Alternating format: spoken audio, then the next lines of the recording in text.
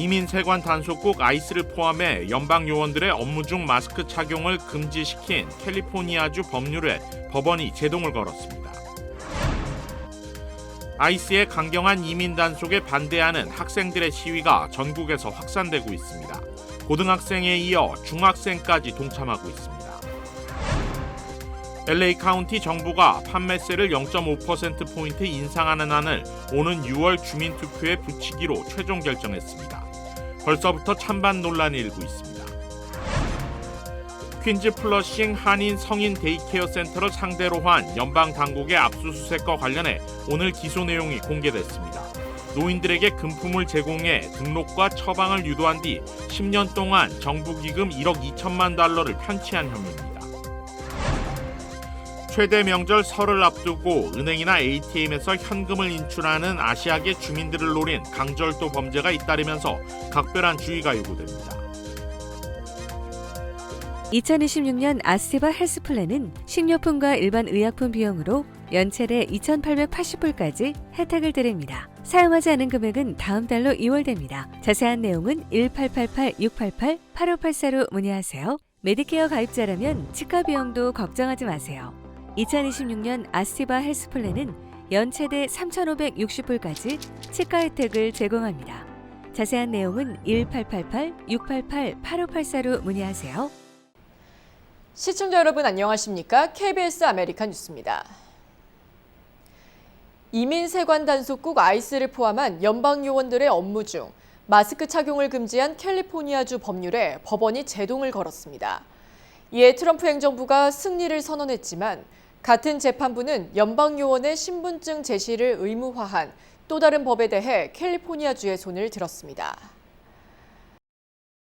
뉴욕타임스 등에 따르면 어제 로스앤젤레스 연방지방법원의 크리스티나 스나이더 판사는 일명 비밀경찰 금지법으로 불리는 캘리포니아주 연방요원 복면금지법의 효력을 정지해달라는 연방정부의 가처분 신청을 받아들였습니다. 스나이더 판사는 이 법은 연방정부 법집행요원과 주정부 법집행요원들을 다르게 대우한다며 주정부 요원들에겐 적용되지 않는다는 점을 들어 위헌이라고 판단했습니다. 가처분 명령이 내려지자 펜 본디 연방 법무부 장관은 소셜미디어를 통해 우리는 트럼프 대통령의 법질서 어젠다를 위해 법원에서 계속 싸워서 승리할 것이라고 말했습니다. 그러나 스나이더 판사는 주정부가 연방정부 기관을 규제할 수 없기 때문에 이 법률 자체가 위헌이라는 법무부의 주장을 받아들이지는 않았습니다. 마스크를 쓰지 않으면 연방 요원들이 신원 노출로 피해를 볼 것이란 법무부의 논리도 인정하지 않았는데 요원들이 마스크를 쓰지 않고도 임무를 수행할 수 있다는 것이 재판부의 판단입니다. 이에 따라 스콧 위너 주 상원의원은 주정부 요원들도 마스크 착용 금지 대상에 포함하는 내용의 새 법안을 곧바로 발의했습니다. 한편 민주당은 요원들이 단속돼 마스크를 벗고 보디캠을 착용하며 무작위 검문과 영장 없는 수색, 체포를 중단하도록 하는 내용의 아이스 개혁안을 추진 중입니다. 그런가 하면 이민세관 단속국 아이스의 강경한 이민 단속에 반대하는 시위에 고등학생에 이어 중학생까지 동참하고 있습니다. 영국 가디언에 따르면 아이스 반대 시위에 참여한 10대 7명을 인터뷰한 결과 모두 확고한 의지를 바탕으로 시위 활동에 적극 참여하고 있는 것으로 나타났습니다. 위스콘신주 미러키에서 워크아웃 시위를 주도한 네털리는 가디언에 인간 대접을 받지 못하는 것이 가슴 아프다며 고등학생이라 할 수 있는 일이 별로 없었다고 시위 조직 배경을 설명했습니다. 워크아웃은 결석 등의 불이익을 일부 감수하는 일종의 동맹 휴학 시위입니다.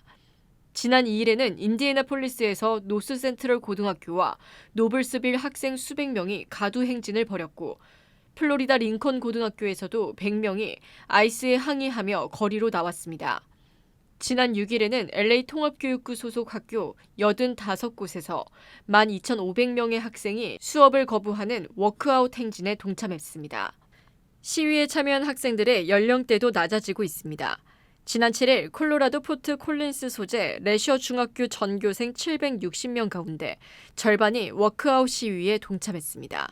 LA 실마 지역에서는 11에서 13세 학생들이 생애 첫 시위에 나섰습니다. 이들은 직접 그린 중남미 국가 국기나 손팻말을 들며 함께 걸었습니다. 시위에 참여한 6학년 소피아는 우리 민족 멕시코를 대표하고 우리가 나쁜 사람이 아니라는 것을 보여주고 싶었다고 말했습니다. 랭커스터 지역에서 벌어진 무장 용의자와 경찰 간 대치가 15시간 만에 용의자가 숨지면서 마무리됐습니다. LA 카운티 셰리프국은 어제 오후 3시 30분쯤 랭커스터 지역의 한 주택에 정신 건강 문제를 겪고 있는 남성 한 명이 무장한 채 숨어 있다는 신고를 받고 출동했습니다. 현장에 도착한 경찰은 집안에는 인질이 없는 것을 확인했습니다. 경찰과 특수작전팀, 협사 전문가와 함께 용의자와 접촉을 시도했지만 대치가 밤새 이어졌습니다. 경찰은 15시간 만인 5시 45분쯤 용의자와의 대치가 종료됐으며 집안에서 누군가 숨진 채 발견됐다고 밝혔습니다. 경찰은 용의자가 숨진 것으로 보고 있지만 피해자일 가능성도 있어 정확한 사건 경위를 조사 중이라고 밝혔습니다. LA 카운티 정부가 의료 서비스 예산 확보를 위해 판매세를 0.5%포인트 인상하는 안을 오는 6월 주민투표에 붙이기로 최종 결정했습니다. 통과되면 LA 카운티가 전국에서 최고 수준의 판매세율을 기록하게 되는 만큼 벌써부터 찬반 논란이 일고 있습니다. 윤범수 기자가 보도합니다. 판매세를 0.5%포인트 인상하는 필수 서비스 보건법이 카운티 위원회의 문턱을 넘었습니다. 오늘 카운티 슈퍼바이저 위원회에서 표결을 거친 결과 찬성 4대1로 6월 주민투표 상정이 확정됐습니다. 만약 6월 주민투표에서 유권자 절반 이상이 찬성하면 LA 카운티의 판매세는 현행 9.75%에서 10.25%가 됩니다. 이번 판매세 인상안은 연방과 주정부의 의료 예산 삭감에 따른 조치입니다. 트럼프 행정부의 의료 예산 삭감으로 메디켈 수혜자 수십만 명이 혜택을 잃고 병원들이 줄지어 문을 닫을 상황을 막아야 한다는 것입니다. 그러나 반대 목소리도 만만치 않습니다. 일정한 요일에 판매세를 인상해 의료 예산을 충당하는 것은 상대적으로 서민들에게 더 가혹한 처사라는 것입니다. And this is a regressive tax. I don't care what anyone says. We're backfilling a federal mandate, a federal obligation, actually, a federal obligation and a state obligation. 만약 10.25%가 되면 LA 카운티는 전국에서 최고 수준의 판매세율을 기록하게 됩니다. 또 랭캐스터나 팜데일 등 일부 자체적으로 조례를 통해 추가 판매세를 도입하고 있는 도시들은 무려 11%가 넘는 판매세를 기록하게 됩니다. 그럼에도 다수의 슈퍼바이저와 공공의료단체, 노동조합은 이번 판매세 인상안을 지지하고 있습니다. 향후 24억 달러의 의료 재정 적자를 메울 방법이 판매세 인상 말고는 없다는 점, 자칫 병원과 클리닉이 문을 닫고 대규모 해고에 따른 의료 대란이 일어나는 것은 막아야 한다는 입장입니다. 찬반 논란 속에 일단 판매세 인상안은 중간 선거에 앞서 전국에서 치러지는 6월 2일 예비선거에 상정됐습니다. 부결되면 현행 9.75%가 유지되고 통과되면 오는 2031년까지 5년 동안 한시적으로 0.5%포인트의 판매세가 추가로 인상됩니다. KBS 뉴스 윤범수입니다. 이처럼 LA 카운티 판매세 인상안 주민투표 상정이 확정된 가운데 이웃케어 클리닉 측은 이번 안건은 재정 확보를 넘어 생명을 살리는 결정이라며 지지를 나타냈습니다. 이번 안건은 유권자 과반수의 승인을 전제로 2031년 10월 1일까지 한시적으로 시행됩니다. 수익금은 저소득층, 무보험자, 노인, 장애인, 취약계층을 위한 의료 및 공공보건 서비스 보호에 사용될 예정입니다. 이웃케어 클리닉 환자지원부 진아 김 씨는 지난해 우리 환자들은 28개 언어를 사용했으며 많은 분들이 이민 신분, 고용 불안정 등으로 인해 보험 공백을 반복적으로 겪고 있다고 설명했습니다. 이어 지난 3년간 아시안 환자들의 암 진단율은 전국 평균 대비 약 17배, 히스패닉 환자는 4배에 달했다며 언어 접근성이 보장된 예방 진료와 조기 검진이 부족했기 때문이라고 밝혔습니다. 김 씨는 이번 카운티 안건은 단순한 재정 조치가 아니라 생명을 살리는 길이라고 밝혔습니다. 어제 퀸즈 플러싱 한인 어덜트 데이케어 센터에 대한 연방 당국 기습 압수수색 소식 전해드렸는데요. 성인 데이케어를 운영하던 한인 남성 2명이 오늘 기소됐습니다. KBTV 신영주 기자입니다. 퀸즈에서 운영되던 성인 데이케어 센터가 노인들을 이용해 10년 동안 1억 2천만 달러의 공공의료비를 빼돌린 혐의로 연방 수사선상에 올랐습니다. 정치 전문 매체 더힐의 보도에 따르면 연방 법무부는 퀸즈 플러싱에서 성인 데이케어를 운영해온 42살 김인우 씨와 56살 다니엘 이 씨를 의료사기 공모 혐의로 기소했습니다. 검찰은 이들이 노인 회원들에게 현금과 식료품 상품권을 제공해 성인 데이케어에 등록하도록 유도하고 의료적으로 필요하지 않은 처방전을 특정 약국에 제출하게 한 것으로 보고 있습니다. 김 씨는 플러싱에서 해피라이프와 로열 등 두 곳의 성인 데이케어 센터를 운영해왔고 이 씨는 센터 프로그램을 총괄하는 책임자로 근무했습니다. 기소장에 따르면 이 같은 허위 청구는 늦어도 2016년 3월부터 시작됐으며 지난 10년 동안 메디케이드는 데이케어 서비스 명목으로 6,200만 달러를, 메디케어는 처방약 비용으로 5,800만 달러를 각각 지급한 것으로 검찰은 파악하고 있습니다. 법무부 형사국 책임자인 타이슨 두바는 취약한 사람들을 이용해 납세자들의 돈을 가로채고 공공의료 프로그램을 속인 행위라고 이번 사건의 성격을 설명했습니다. 김 씨는 첫 법원 출석 뒤 25만 달러의 보석금을 내고 석방됐으며 변호인은 논평을 거부한 것으로 전해졌습니다. KBTV 뉴스 신영주입니다. 음력 설을 전후해 은행이나 ATM에서 현금을 인출하는 아시아계 주민들을 노린 절도 범죄가 잇따르면서 각별한 주의가 요구되고 있습니다.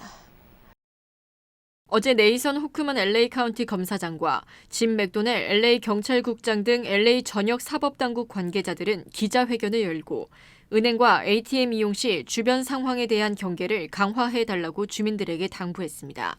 호크먼 검사장은 은행과 ATM을 이용하는 사람들은 범죄 기회주의자들의 주요 표적이 되기 쉽고 특히 설과 같은 주요 명절 기간에는 위험이 더욱 커진다며 금융 업무를 볼 때는 항상 주변을 살펴야 한다고 말했습니다.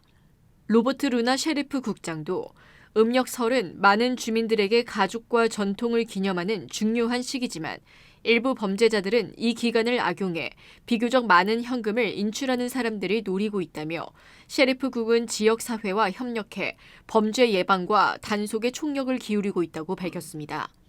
LA 카운티 검찰은 매년 수백 건의 강도 사건을 기소하고 있으며 지난해 여름 여러 은행 지점 외부 ATM을 돌며 무장 강도를 벌인 일당에 대한 재판도 진행 중입니다.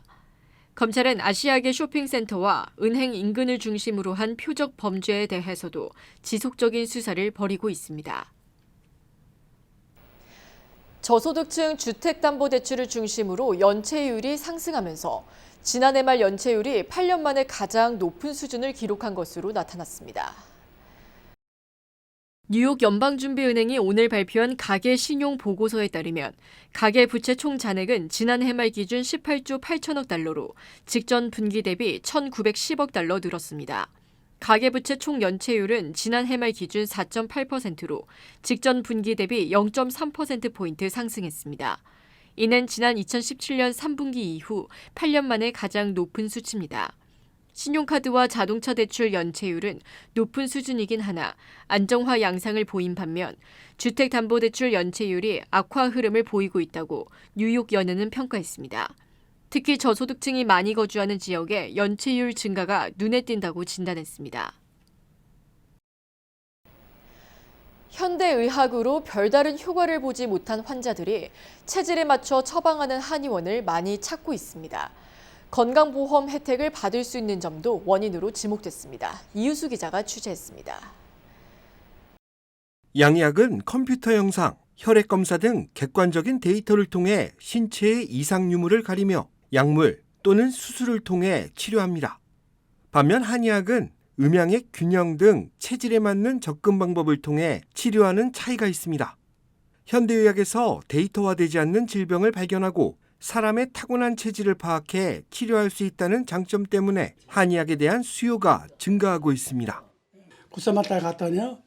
거기서 이제 자기네들 할 것은 다 했는데 별명이 없대요. 무엇 때문에 그런지 모르겠대요. 올해 92살의 황진주 씨는 이웃의 권유로 한의원을 찾게 됐고 심혈관 질환과 이상근 증후군, 척추관 협착증 등의 판정을 받고 현재 치료를 받고 있습니다. 현대의학은 보이는 것만 치료하기 때문에 고칠 수가 없어요. 몸은 다 죽어가는데 아무리 아파도 병원에 가면 멀쩡하거든요. 그래서 이유 없이 아프신 분들, 기능상 문제예요. 미국에서 한의학이 대중화되기 시작한 것은 공공보험에서 효용성이 인정되면서부터입니다. 시각장애로 고생하던 올해 72살의 김천웅 씨 역시 최근 보험 혜택을 받기 시작했습니다. 눈이 안 보였지. 안 보이고 뭐 그렇게 살았죠 뭐. 한의학계는 보험 혜택으로 보다 많은 환자들이 내원하고 있다며 자신의 보험 보장 범위를 확인하고 혜택을 받을 것을 권고했습니다. 예전에는 한방 보험이 커버가 안 됐는데 요즘은 잘 되고 있습니다. 그래서 그 전에 내가 보험을 받지 못했을 때 못 오신 환자분들이 많이 늘어나셨고, 한방의학은 침과 뜸, 부항을 통한 외적 치료, 한약 복용을 통해 질병을 이겨낼 수 있는 신체를 만드는 것을 목표로 삼고 있습니다. 한의학계는 환자의 약점을 찾아내 보완하고 몸의 균형을 맞추는 데 집중하면서 양방치료의 부작용을 줄이고 효과를 높이기 위해 양방과 한의학을 병행해 찾는 환자들이 늘고 있다고 전했습니다. KBS 뉴스 이우수입니다. 다음 달 미일 정상회담을 앞두고 양측이 치열한 눈치 싸움을 벌이는 가운데 일본은 경제산업상을 미국으로 급파했습니다. 김경수 기자가 보도합니다. 트럼프 미국 대통령은 다카이치 사나의 일본 총리가 총선에서 크게 승리하자 공개적으로 이를 축하했지만 이젠 일본을 향해 청구서를 내밀고 있습니다. 일본 니케이 신문은 일본의 대미 투자 지연에 대해 트럼프가 격노했다고 소식통을 인용해 보도했습니다. 트럼프가 의도적으로 협상을 늦추고 있다고 일본을 의심하고 있다는 겁니다. 트럼프는 투자 약속을 한 나라들을 상대로 빠른 투자를 압박하는 발언을 해왔습니다. I won't use the names. I won't mention Japan. I refuse to mention South Korea. I will not mention names. But they were ripping us off like nobody's ever been ripped off before. 일본이 미국에 약속한 대미 투자는 5,500억 달러 규모입니다. 대미 투자 첫 안건으로 데이터 센터용 가스 발전 시설, 인공 다이아몬드 생산 공장, 원유 선적 항구 등을 미국과 조율 중인 것으로 알려졌습니다. 하지만 일본은 미국 연방대법원의 상호관세 판결 등을 지켜보며 서두르지 않는 것 같다고 니케이는 분석했습니다. 다음 달 워싱턴에서 열리는 미일 정상회담을 앞두고 양측 모두 계산기를 두드리고 있다는 평가도 나옵니다. 揺るぎない日米の結束を改めて確認するとともに、外交、経済、安全保障、こういった幅広い分野の日米協力を一層推進する。 그러나 트럼프가 대미 투자 법안 처리 지연을 이유로 한국산 제품에 대한 관세 인상을 위협하는 상황은 일본에도 시사하는 바가 큽니다. 일단 급한 불을 끄기 위해 일본의 관세 협상 담당자인 경제산업상이 내일 워싱턴을 방문합니다. 러트링 미 상무장관과 만나 약속했던 대미 투자를 논의할 것으로 보이지만 당장 투자 안건이 결정되긴 어렵다는 관측이 지배적입니다. 워싱턴에서 KBS 뉴스 김경수입니다. 미군이 테러 단체로 지정된 조직에 의해 운용되고 있는 선박을 또 공격해 2명이 숨졌다고 밝혔습니다. 미군 남부사령부는 동태평양을 지나던 선박에 살상 타격을 가했으며 그 결과 2명이 숨지고 1명이 생존했다고 홈페이지와 소셜미디어에 밝혔습니다. 미군은 이 선박이 테러 조직에 의해 마약 운송 활동을 하고 있었다고 공격 배경을 설명했습니다. AFP 통신에 따르면 이번 공격은 미군이 지난해 가을부터 마약 운반 의심 선박을 공격한 38번째 사례로 이에 따른 사망자는 최소 130명입니다. 연말 연휴가 포함된 지난해 12월 소매 판매가 예상치 못한 정체를 겪은 것으로 나타났습니다. 상무부는 지난해 12월 소매 판매가 7,350억 달러로 전월 대비 보합에 머물렀다고 오늘 밝혔습니다. 소매 판매는 전문가 증가율 전망에 미치지 못했습니다. 1년 전 같은 달과 비교해선 2.4% 증가한 것으로 나타났습니다. 지난해 12월 기준 소비자 물가 상승률이 전년 동기 대비 2.7%라는 점을 고려하면 물가 상승분을 제외한 실질 소매 판매는 1년 전보다 감소했을 가능성을 시사하고 있습니다. 월간 소매 판매 지표는 전체 소비 중 상품 판매 실적을 주로 집계하는 속보치 통계로 경제의 중추인 소비의 변화를 가늠할 수 있는 지표로 여겨집니다. 지난해 12월 들어 예상치 못한 소비 강세가 꺾이면서 경제가 성장세를 이어가기는 어려운 것 아니냐는 우려가 다시 고개를 들 전망입니다. 지난해 12월 소매 판매가 정체한 가운데 올해 1월 들어서도 악천 후 탓에 소비가 둔화할 것이란 전망이 나오고 있습니다.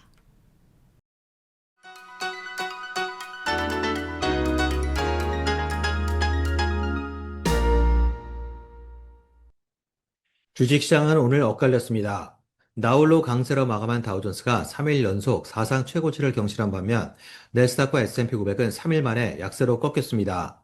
내스닥과 S&P 500은 각각 어제 상승분의 65%와 71%를 반납했는데요. 역대급 상승 모멘텀이 불과 3일 만에 꺾였다는 위기감이 형성됐습니다. 어제와 달리 금값과 비트코인이 힘을 쓰지 못하고 약세를 보인 가운데 12월 소매 판매 지수는 헤드라인과 근원 모두 전망치에 미달한 수준을 나타냈습니다. 지난주 5년 1개월 최저치를 기록했던 구인 건수와 예상치의 절반에도 못 미쳤던 ADP 민간 고용이 이미 고용 둔화에 대한 우려를 키운 상황에서 부진한 소매 판매 지수는 부담을 더하며 투자 심리를 압박했습니다. 그 결과 내일 발표될 비농업 부분 취업자 수와 금요일 CPI를 앞두고 긴장감도 점차 고조되는 모습을 보이며 오늘 주춤해진 상승 모멘텀이 되살아날지 아니면 꺾일지에 대한 불안감이 감돌았습니다. 여기에 10일 동안 9위를 떨어진 아마존은 하락 모멘텀을 멈추지 못하고 매그니피선 7 중 6종목이 하락하는 데 동참하는 위태로운 흐름을 나타냈습니다. 지금까지 김지한이었습니다.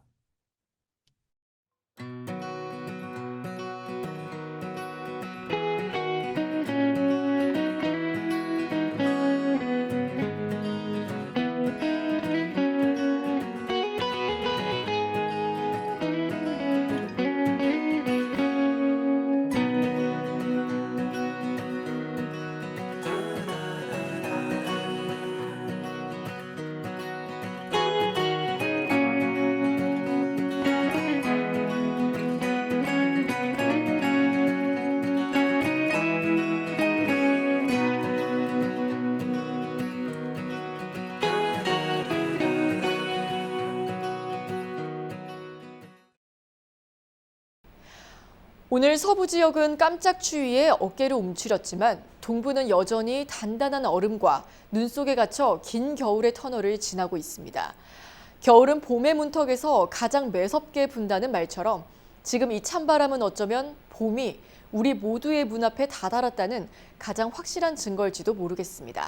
찬란한 계절의 교체를 준비하는 과정 속에서 오늘 밤 전국 어디에 계시든 마음만큼은 가장 따뜻한 봄날이길 바랍니다. 오늘 KBS 아메리카 뉴스 마칩니다.